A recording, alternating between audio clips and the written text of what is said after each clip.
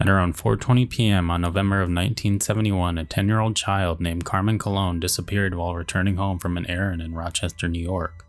Just before the disappearance, eyewitnesses saw Colon enter a pharmacy that her grandmother instructed her to visit on West Main Street to pick up her prescription.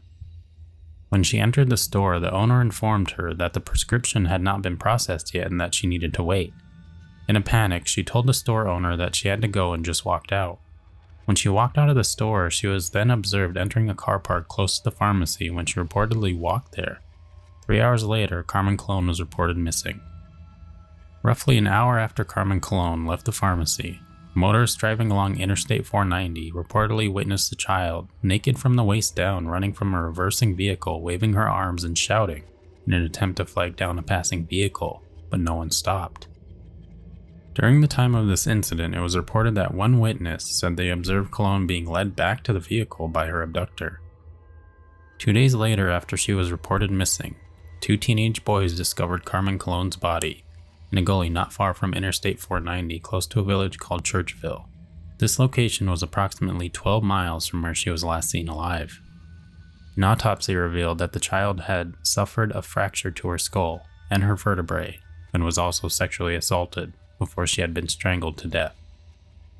2 years later, on April 2nd, 1973, at about 5 p.m., 11-year-old Wanda Walkowicz disappeared from Eastside Rochester while also returning home from an errand. Walkowicz was instructed by her mother to walk to a deli to purchase groceries. When she left the deli about 15 minutes later, she began her trek home down Conkey Avenue but never returned. She was reported missing by her mother at 8 p.m. Being that another girl around the same age as Wanda Walkowicz disappeared just 2 years earlier, police launched a large and intense search for Walkowicz. 50 detectives searched miles of terrain around her home, the deli, and areas around the Genesee River, where she had been known to hang around. They failed to locate Wanda Walkowicz, but several neighborhood residents recalled observing her struggling to carry the bag of groceries while walking home. It was also reported that 3 classmates observed her bracing the grocery bag against a fence to improve her grip as a brown vehicle drove past her. At around 10:15 a.m. the following day, her body was discovered by police alongside an access road in Webster. What's more disturbing is that after finding her body, the autopsy revealed that she had been sexually assaulted and then strangled from behind, most likely from a belt. The autopsy also revealed that she had several defensive wounds, indicating she had fought her murderer to try and get away. Since it was relatively early, the Rochester Police Department didn't want to panic the public and announced that there could be a serial killer in the area, and the 2 murders weren't connected, but 7 months later, another 11-year-old girl went missing. On the evening of November 26, 1973, 11-year-old Michelle Maenza was reported missing by her mother after she didn't return home from school. Investigations would determine that she was last seen by her classmates at around 3:20 p.m., walking alone to a shopping plaza to pick up a purse her mother had forgotten inside a store earlier that day. Approximately 10 minutes later, a witness observed Maenza sitting in the passenger seat of a beige or tan and possibly brown vehicle traveling at a high speed on Ackerman Street. According to the witness, the child had been crying. 2 hours after she was last seen, a motorist saw a man standing by a beige or tan vehicle with a flat tire in the town of Walworth, strongly holding a girl that he believed was Michelle Maenza by her wrist. When the motorist stopped to offer help, the strange individual deliberately grabbed the young girl and pushed her behind him while also covering his license plate. The motorist said the look on the individual's face was so disturbing that he felt compelled to just drive away. 2 days later, on November 28th at 10:30 a.m., Michelle Maenza's body was found lying face down in a ditch alongside a rural road in Macedon, approximately 15 miles outside of Rochester. Her autopsy revealed that in addition to blunt force trauma, just like the other 2 victims, she had been sexually assaulted and strangled from behind. And also just like the other 2 girls, white cat fur was discovered on her clothing.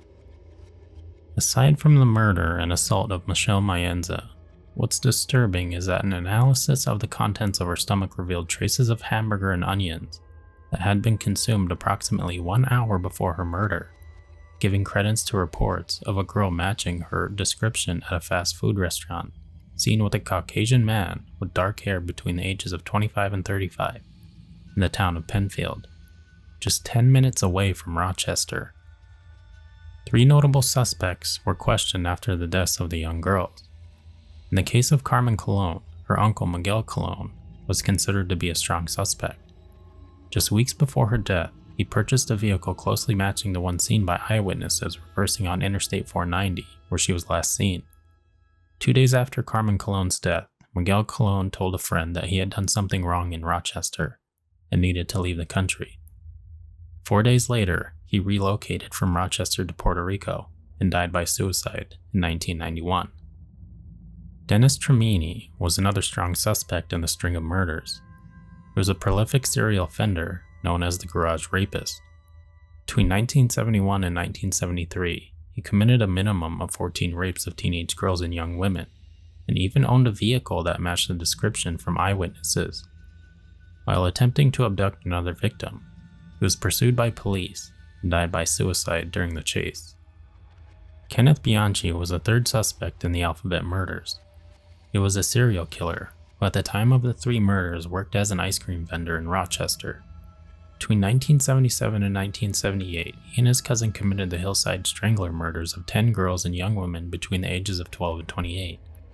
Bianchi was never charged with the Alphabet murders and has vehemently denied any culpability in the homicides. So, 3 pre-adolescent girls with the same letter of their first and last names were found in a town with the same letter of their first and last names.